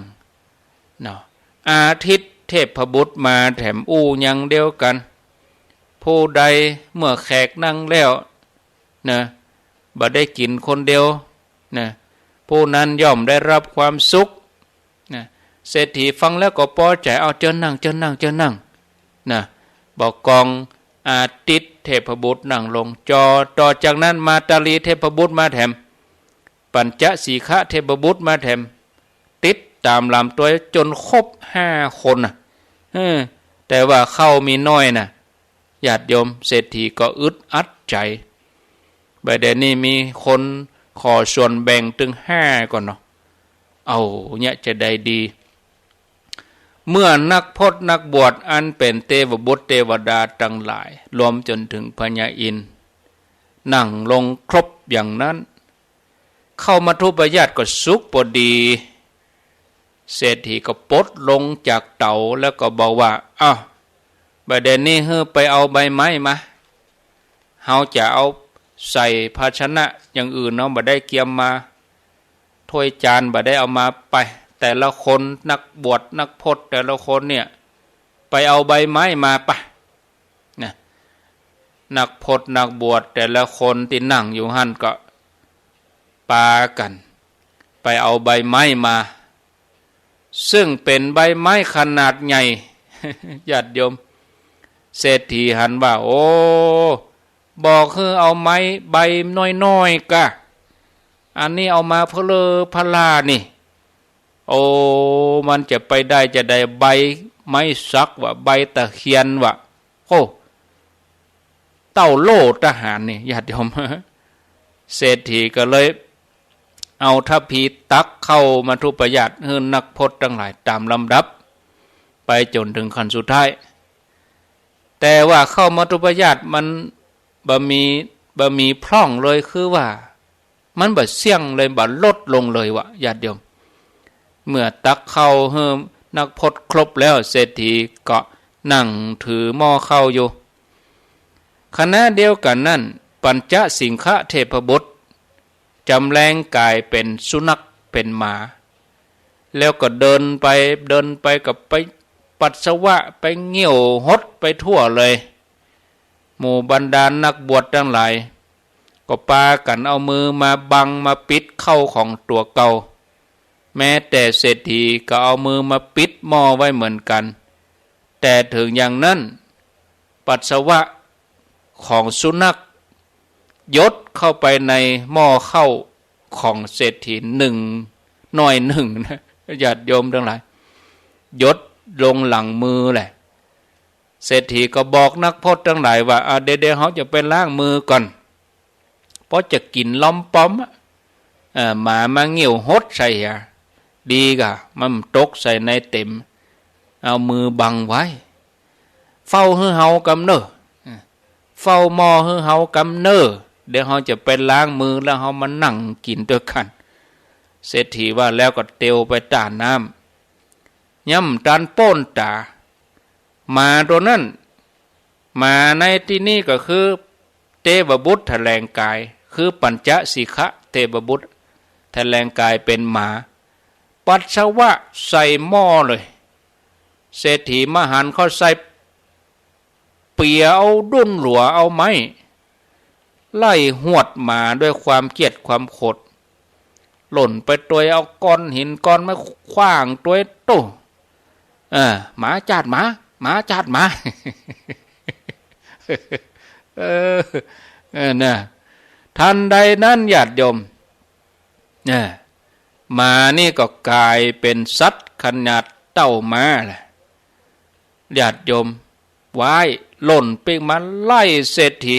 ฐีก็กลัวตายเนาะหล่นเข้าไปหาหมู่นักพจน์นักบวชทันใดนั้นนักพจน์นักบวชทั้งหลายก็เหาะขึ้นบนอากาศเศรษฐีได้หันฤทธีเกิดความอัศจรรย์ว่าโหแล้วพวกท่านเป็นภัยกันนี่ทีนี้นักพจน์นักบวชนั้นก็เฉลยตัวแถลงตัวเองเฮาคือพญาอินเนอร์คือดาวสักกะเทวราชอันนั้นเป็นจันทะเทพบุตรอันนั้นเป็นอาทิตย์เทพบุตรอันนั้นเป็นมาตาลีเทพบุตรอันนั้นเป็นปัญจสิกขเทพบุตรหมู่เฮามานี่นะไปได้มาเพื่อขอเข้าเจ้ากินนะแต่เจ้าเองเนี่ยเป็นญาติของเฮาในการก่อนเนี่ยเป็นปู่เป็นลุงตัวเจ้านี่มีศักดิ์เป็นหลานเป็นเหลนเคยกินเคยตานแต่ก่อนนี่เจ้นมอนเจ้นปูเนี่ยเปิ้นไปเป็นเทพบุตรเทวดาเหี่ยมดเนี่ยแต่ตัวเจ้าบัดเดี๋ยวนี้เป็นคนตรณีบ่ยอมแบ่งปันอันหยังตายแล้วจะได้บ่มาอยู่ด้วยกันนี่นะจะบ่ได้อยู่ด้วยกันนะจะไปลงที่ต่ำเนอะเฮาตั้งหลายหวังดีที่มานี่ก็คือเตือนสติคือกับจิตกับใจเนอะเศรษฐีได้ฟังก็โอ้เทวดาหมู่นี้เป็นญาติของเฮาลูนี่เปิ้นมาเปิดเตือนเฮาเนี่ยหวังจะให้เฮาได้ไปอยู่ด้วยเปิ้นบนสวรรค์ปุ้นน่ะเอาเถอะตั้งแต่บัดนี้เป็นต้นไปบอกว่าอย่างทุกอย่างที่มีเฮาจะเสียสละแบ่งปันเฮาจะเสียสละแบ่งปันเนี่ยเฮาจะบ่ได้เก็บกินคนเดียวพอมีกินก็กินพอมีตานก็ตานเฮาจะทำไปอย่างนี้จนหมดอายุไขดาวสักกะเทวราชก็สอนให้เศรษฐีหูถึงผลของทานรักษาศีลห้าเสร็จแล้วเปิ้นก็ไปสู่เทวโลกพร้อมกับเทพบุตรทั้งหลายฝ่ายโกสีเศรษฐีปิกไปในบ้านเข้าไปในเมืองก็ไปเข้าเฝ้าพระราชาทูลขอพระราชาว่าบัดนี้ตั้งใจจะตานเนอะขอพระราชาทรงอนุญาตจะได้เป่าประกาศให้คนมากินมาตานถึงเมืองเนี้ย คนตั้งหลายเพื่อเอาภาชนะมาใส่ของที่บ้านเศรษฐีตามต้องการเศรษฐีบริจาคทรัพย์แก่คนทุกข์คนยากคนขอทานแล้วก็ได้อำลาลูกเมียมุ่งหน้าเข้าที่บรรณศาลาบวชเป็นฤาษีบำเพ็ญเพียรจนหมดอายุไขในที่สุดก็ตายหมดอายุไขก็ตายไปเกิดที่เทวโลกปุ่นญาติโยมข้อคิดจากเรื่องนี้คนที่มีความตระหนี่คนที่มีความโลภจัดเป็นคนหันแก่ตัวเป็นคนมีเปื้อนน้อยเมื่อตกทุกข์ได้ยากแล้วก็บ่มีภัยช่วยเหลือการกินคนเดียวเนี่ยเปิ้นว่าบ่ได้สร้างความสุขฉะนั้นเมื่อมั่งมีแบ่งปันแล้วคนอื่นก็จะตอบแทนเฮานี่ญาติโยมวันศุกร์หน้านี่จะอู้เรื่องขอนิ้วน้อยเตอะเนาะเรื่องนิ้วจะเล่าทำเรื่องก็เวลาตันพอเนื้อหาแล้วนะตอนนี้ผ่านไป30นาทีก็หันว่าเวลาพอดีเนาะเวลาพอดีเปลี่ยนบรรยากาศให้ญาติโยมได้โทรมาอู้จาสนทนาแจ้งผลกันรับฟังเนาะจะอู้จาอย่างใดสนทนาอย่างใดก็ขอเจริญปอนเชิญชวนญาติโยมทุกคนทุกท่านเวลาก็เวยแต่เนออู้ไปชั่วโมงเกิงถ้าเอาเนื้อหานักล้ำชั่วโมงเกิงก็เดี๋ยวญาติโยมจะเบื่อเสียก่อนเนาะเอาใครจะโทรก็โทรเนอะหมายเลข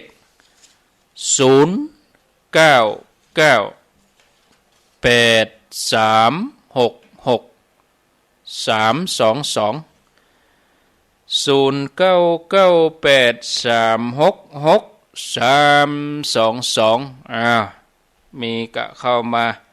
แจ้งผลการรับฟังอยู่ที่ไหนตั้งใดถามปัญหาก็ว่าเจรจาอันใดนะฟังสถานีไหน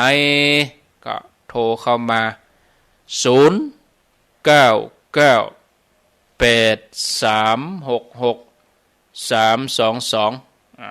โทรเข้ามาเนอะสายแรกจะเลินพรจ้าไว้สาเจ้าท่านพระครูโทรจากไหนจากปานีมออ๋อแม่เมาเนาะเจ้าแม่ปราณีกันเนาะ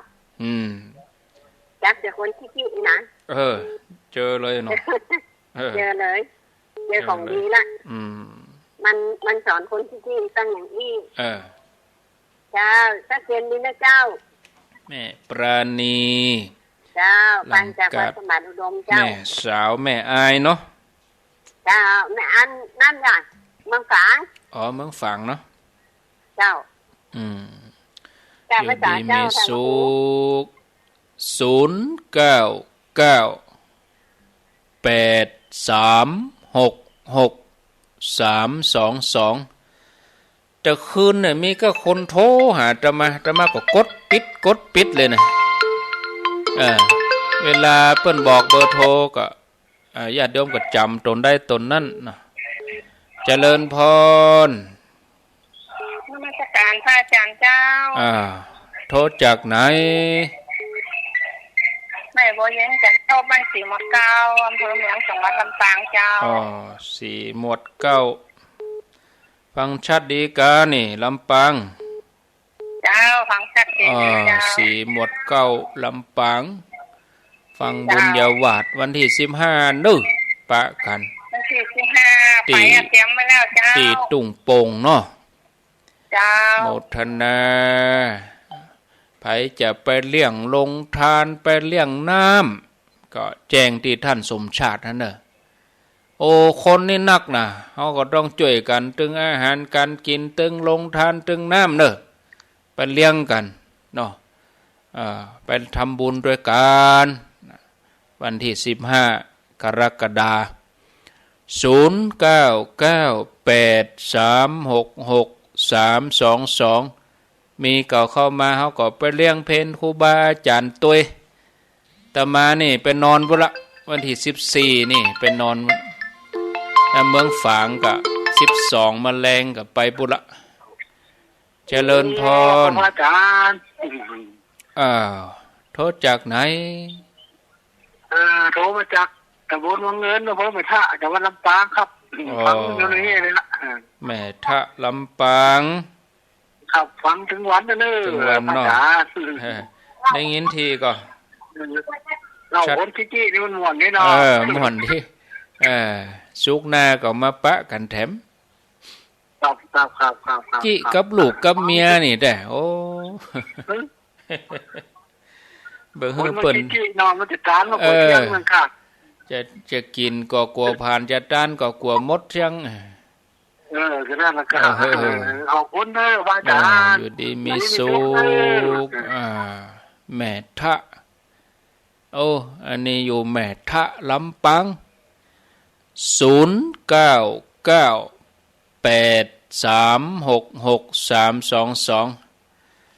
แม่อุ้ยล่าเปิ้นสบายดีแล้วพ่องแล้วเนาะ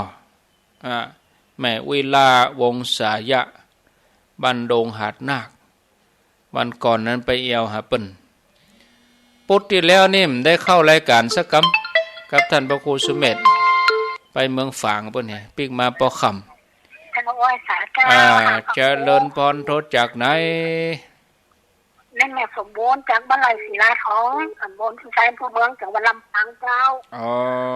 ฟังชัดดีเนาะเจ้าชัดเจนแต่นี้ข้าอาจารย์ตำบลแม่สมบูรณ์กับไปพระก็พระอาจารย์ตีสุนทรโมนีเหรอที่มาคนนั้นนะเมินล่ะนี้เมินแล้วก่อยไปปะกันวันที่15แห่มกำ15แม่จะบอกไม่ไข่พุ่งโซ่โอ้เดี๋ยวตึงมีนะเดี๋ยวเขาตึงไปกันมันไกลอยู่ไกลๆมานี่เปิ่นตึงไปกันก็อู้จ๋ากันกะปะกันที่กาดปะกันที่วัดก็ก่อยจวนกันมากะเดี๋ยวตึงมีคนมาโมทนาจะไปว่ามีภัยมีเปิ้นย่ำตัดสินใจเตื้อเจริญพรตุตาจันเจ้าแต่กันเจ้า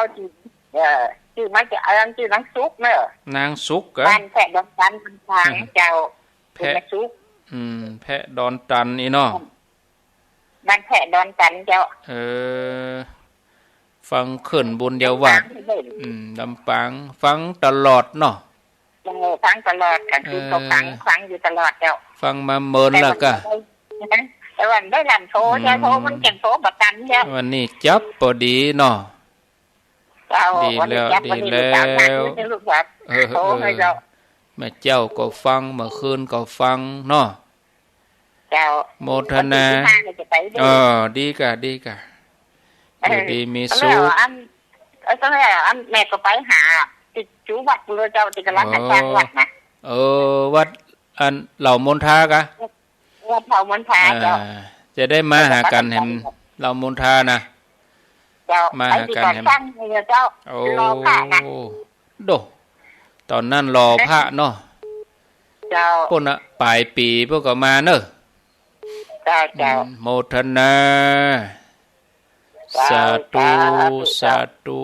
เจริญพรติดแล้วโทษจากไหนสีโพธารามสีโพธารามสารพีฟังคลื่นฝ่ายหินเนาะชัดเจนดีก่อเว้ยเหมือนกันนะเวลาเนี่ยปุ๊บแป๊บปุ๊บแป๊บเผลอกำเดียวจะหมดชั่วโมงเลยอ่ะโชคดีเนอะเพิ่นก็ฟังหลาย0998366322วันที่2กรกฎาคมก็ตั้งเมืองฝางพระบาทอุดมหลวงพ่อเพิ่นจะรอฮู้เหมือนเจ้าน้อยบุญทาเจ้าเมืองฝางเจริญพร เจริญพร ท่านพระครู โทษจากที่ไหนได้เจ้าอำเภอฝางเจ้าบ้านหยังบ้านนันทรามนันทราม เบอร์แล้วเล็ก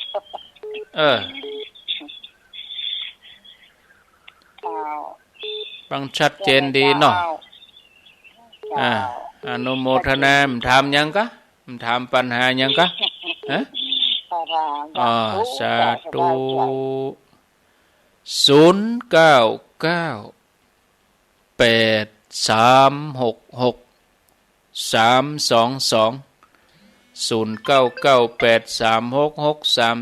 0998366322จะเริญพรได้ฝ่าเจ้าโทษจากที่ไหนบ้านแหลงศรีปิดาลำปางเจ้าลำปางนี่เปิ้นเริ่มเป็นกลุ่มเป็นก้อนเริ่มเหนียวแน่นกันแล้วเนาะ บ้านอย่างก็แม่บ้านแหลงศรีปิดาเจ้าบ้านแหลงศรีปรีดาบ้านแหลงศรีปิดาอำเภออย่างอำเภอเมียงลำปางนี่เจ้าอำเภอเมืองวันที่15ปากันตุ้งโป่งเนาะก็จะมีบุญได้ไปมีบุญได้ไปมีแน่นอนมีแน่นอนได้ไปอยู่ถ้าว่ามีโมไปก็ยังไปอยู่เจ้ามันต้องท่าว่าไปเลยจวนกันเลยเจ้ามันอาจจะบัดตันเตื้อก็เดี๋ยวใกล้มาก็จวนกันกะเจ้าโมทนาเนอสาธุก็เปิ้นอยู่แถวเมืองฝางเปิ้นยังจะมาเฮาอยู่แมะหั่นน่ะเฮาอยู่แมะหั่นจังหวัดเดียวกันแถมตุ้ยอันนี้เปิ้นอยู่แถวเชียงไฮ้เปิ้นอยู่แถวเชียงใหม่เปิ้นยังจะไปเจริญพรวัชครับท่านพระครูโทษจากไหน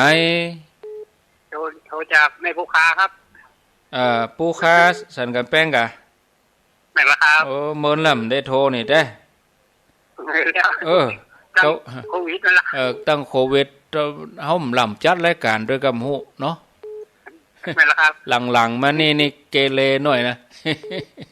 แต่เป็นแนะนำเอานั่นน่ะท่านพระครูเทศเข้าสาไปเนี่ยก็เดี๋ยววางแผนดูกะได้กะมันชื่อดีให้มันเปิงนี่เนาะมันเปิงนี่ครับเปิงกลางภาษาเดี๋ยวจะวางแผนพอเด้อครับตุเจ้าเปิ้นเตดเนาะอยู่ดีมีสุขสาธุถ้าครูบาอาจารย์เตดเนี่ยเป็นว่าอาตมาจำเป็นต้องอยู่ทุกวันน่ะเพราะว่าต้องเชื่อมรายการให้เปิ้นตนอื่นเปิ้นได้พักหมดอาตมาต้องอยู่ตลอดเลยค่ะเจริญพรไหว้พระเจ้าแม่มานิวันที่เคาะงานนอนแม่อายบางขายแม่อายเจ้าว่าไปเลยแม่วันที่15นี่บ่ได้ไปค่ะเจ้าก็ไปเมืองพระบาทอุดม13สิงหาคมได้เป็นหยังมันได้มา15ก็ไป13พระอันสั่งเทียนพระอันพระบาทถึงฉากนั่นน่ะบ่ได้ไป15ก็มา13สิงหาโมทนา0998366322มีเวลาปะเลอะเด้อข้างแถม15นาทีตอนนี้เวลา4 โมงกับ45นาทีเวลาก็เว้ยเฮ็ดแต่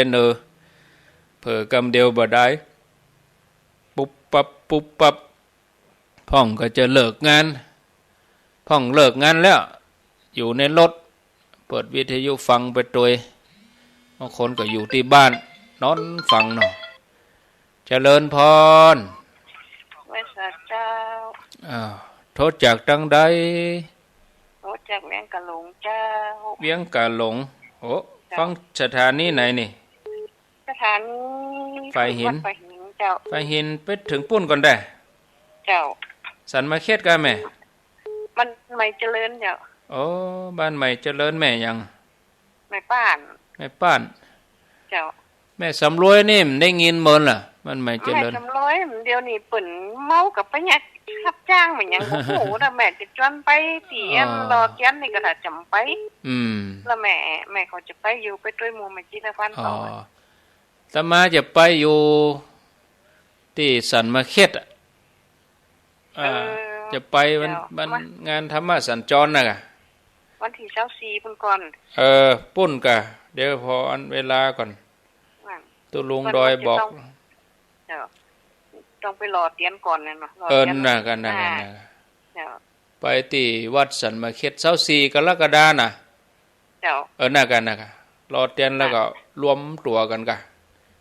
พระสงฆ์เพิ่นจะไปรวมกันฮะที่วัดสันมาเข็ดนะว่าแม่ว่าวันติดนี่แม่ก็ทันที่ว่าจะไปท่าละออนเขาย่างการวันติดนี่แม่จะให้เขาไปส่งวัดน่ะก็วัดอันเนี่ยสีชูฟันน่ะเปิ้นก็ไปเนอะตลอดเลยไปเถอะดีไปเถอะดีที่สุดอ่ะนะไปห่วมเปิ้นเนอะเจ้าโมทนาเจ้าไว้สาเจ้าอันนี้สันมาเข็ดไม่เจริญพรไว้สาเจ้าโทษจากไหนได้โทษจากสันกำแพงเจ้าสันกำแพงจากเวียงปะเป้าก็มาสันกำแพงเนาะเจ้าบ้านกนกสันกำแพงหมู่บ้านการกนกแม่เคยได้เบอร์ที่จะโอนเงินไปก็ฟังสปอร์ตเพิ่นนี่กะเดี๋ยวเพิ่นถึงจะบอกคือในสปอร์ตนี่นะมันบางทีมันจดบัดโทรหาโทรหลังไม้เนอะโทรหลังไม้ที่มหาสมศักดิ์มีเบอร์มหาสมศักดิ์ก่อนโทรหาเปิ้นโทรหาเปิ้นนั้นเบอร์หยังเจ้าเดี๋ยวเปิ้นจัดรายการกับพกฟังเอาเนอะถ้าเปิ้นจัดรายการนะมหาสมศักดิ์นะเรื่องคนขี้เกียจเจอคนขี้เกียจนะมันมันกินของเปิ้นนะถ้ามันกินของเปิ้นมันใครหัวคิดนะแต่ของตัวมันคิดนะกินของเปิ้นไว้ของตัวโมทนากับเรื่องโอนเรื่องอย่างกับหลังไม้โทรหาท่านสมชาติพุ่นเนาะ0998366322มีก็เข้ามาจะจะจ๋าก็ขอเจริญพรแม่การกนกสันกำแพงตะกี้กับเวียงกะโลงนี่ป่นเวียงปะเป้าปุ่นบ้านใหม่เจริญไผจะจะจ๋าแถมก็กูเตื้อว่าโอ้ท่านพระครูเปิ้นบ่เปิดสายเปิ้นบ่เปิดสายให้คนโทรวันนี้เต็มที่เลยนะเกินชั่วโมงเอาจะโทรก็โทรละพยาการคนโทรการก็ว่าอาตมาการมีเข้ามาเลยบางทีมันบางคนเพิ่นตั้งใจโทรแล้วบางทีมันจนกันสายมันจนกันโอ้ตั้งใจโทรแล้วมันจนกันมันบ่ว่างเห็นเลยบางคนก็มันโทรโทรมาเถอะบ่ว่าคนเก่าคนใหม่0998366322ก็ขอเจริญปอนโทรเข้ามาสนทนาแจ้งผลการรับฟังกะกำลังใจกะอันนี้ฟังอยู่ที่ไหนจะไป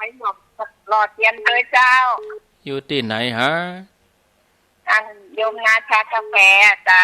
วันนี้ฟังอยู่ที่หน้าศาลปกครองเจ้านานาคาเฟ่ได้ยินชัดดีเนาะชัดเจนอยู่เจ้าบนลำได้โทรนะวันเถื่อแรมลำโทรมคืนทางผู้ผมได้จัดเมื่อคืนกับลำจัดเถอะเจ้ากันนี้จะมาวันพุธพุธสุดท้ายของเดือนนี่มาละพุธหน้านี่มาแล้วเนาะโมทนาก็วันการเน้นลักก็ช่วงนี้รอเตียนก็ท่านสมชาติเปิ้นประคับประคองไปก่อนเจริญพรเจ้าไว้สาเจ้าโทษจากไหนเจ้านี่โทรจากบ่อน้ำมันสางนะเจ้าทางไปเวียงปะเป้าปุ่นเนาะถ้าทางกลางค่ะคือท่านพระครู อันเล่าเรื่องอันคนบ่ฮู้ปูนพ่องอ่ะเจ้าก็จึงจะมีมาเรื่อยๆกะเนาะเจ้าจะมีมาตานนะเจ้าเขาตานเพิ่นเจ้าวันนี้จับพอดีว่าม่วนดีอยู่วันตีเตือนใจแค่ดีเนาะเจ้าเมืองฝางเนาะเจ้าเมืองฝางบ่อน้ำมันเจ้าวันที่13สิงหาเนอะพี่น้องเมืองฝางวัดสะเป่าดูมนะได้ไปเป็นเจ้าภาพเป็นเจ้าบ้านที่ดีเจ้าอยู่ดีมีสุขเมืองฝางเจริญพรเจ้ากับแม่สาวเจ้าท่านพระครูเจ้าแม่เรนูและเจ้าบ้านน้องเมืองไทยแม่เรนูบ้านร่องดอนชัยฟังชัดดีฟังตลอดเนาะแม่เนาะเจ้าฟังตลอดเจ้าบ่รับได้โทรดีกูเตือนแม่เจ้าก็บ่รับได้โทรเนาะเจ้าก็ลำปางเนี่ยบ่ได้ไปแม่จะไปเมืองฝางเป็นยังได้ไปที่ใดก็ไปที่หนึ่งเนาะเจ้ากับไปฝาก13สิงหากับวันแม่อันนี้วันที่13สิงหานี่ก็ขอความร่วมมือเฮาได้ถ้ามีก็ใส่ไปถ้าบ่มีก็บ่ต้องหยังชุดสีฟ้าเสื้อสีฟ้าอีน่ะเป็นวันแม่ใส่สีขาวก็ได้บ่ว่ากันเนาะอันนี้คนบ่มีก็บ่เป็นหยังเอาคนที่มีก็ใส่ไปเจริญพรเจ้ากับนี่ได้รู้ต่างเปิดเต็มที่เนาะเต็มที่ไปเลยแม่ใครหัวตีดำมาจัดมาโอ้ยมันเหี่ยวฮดใจเข้าเนี่ยมาจัดมาแม่ใครหัวไม่ยิ้มผ้าไปไม่ใครหัวมาจัดมาม่วนนี่รู้ก็มีเปิดเต็มที่แต่คืนตุ้ลุงเปิ้นอันนี้หมดเวลาก่อนเนาะที่แต่คืนน่ะเวลาหมดไปก่อนตุ้ลุงอย่างก็แต่คืนน่ะแต่คืนนี่วันพัดนี่ตุ้ลุงวีตุ้ลุงวีวัดห่างตำแม่ถามมาชื่อหยังก็ตุ้ลุงน่ะจ้ะวัดห่างตำจะม่วนที่รู้ตุ้ลุงอ่ะอารมณ์ดีเจ้าคณะอำเภอเวียงป่าเป้าอย่าแต่คืนน่ะเจ้าคณะอำเภอเวียงป่าเป้าบึดเป็นเจ้าคณะอำเภอฝางนี่เนาะนี่ไรบึดแม่จะฟังนะคือเจ้าวันพุธแมลงก็เป็นเจ้าคณะอำเภอวังเหนือท่านพระมหานพดลสุวรรณเมธีวันพุธแมลงนะ6 โมงแรงถึง2 ทุ่มจะเริญพรนมัสการเจ้าท่านพระครูสันขยอมวันนี้อิจฉาคนเฒ่ามีความสุขเนาะเขาได้โทรเขาดีใจแล้วใจเปิ้นเนาะท่านพระครูเล่านิทานวันนี้ขอโมทนาบุญนะเจ้าคือคนคือแต่ละคนได้ฟังพ่อกันดีทีเดียวเนาะนี่นะขอจะไปตีนี่ขี้เหนียวได้กินตานี่รีบวิ่งหายิ่งให้ยิ่งได้น้อยเจ้านี่แล้วฟังอยู่นะเจ้าขอบคุณเนอเจ้านมัสการเจ้าอันนี้เปิ่นไปกินไปตานโดยนางแก้วก็ไป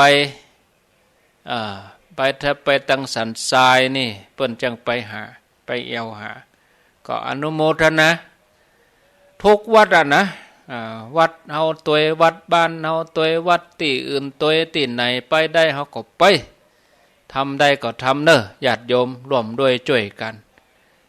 กินตันทำบุญนี่เฮาตั้งหลายเฮาฟังรายการเฮาอยู่กับครูบาอาจารย์นี่เฮาต้องเป็นบุญใจกว้างนะเพื่อแผ่แบ่งปันโหลวันนี้เนี่ยแก้วนั่งฟังวันนี้เจ้าชาใจเรียกคนที่น่ะแม่แก้วหยังแม่แก้วหยังแม่แก้ววังเงินเด้อแม่แก้วนามสกุลหยังนามสกุลใจม้าแม่แก้วใจม้าอีเนาะตำบลวังเงินไงตำบลวังเงินอำเภอหยังแม่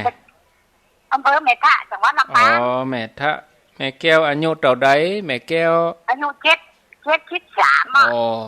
73อยู่อย่างเขา74นี่กานอมวยแหละน้อง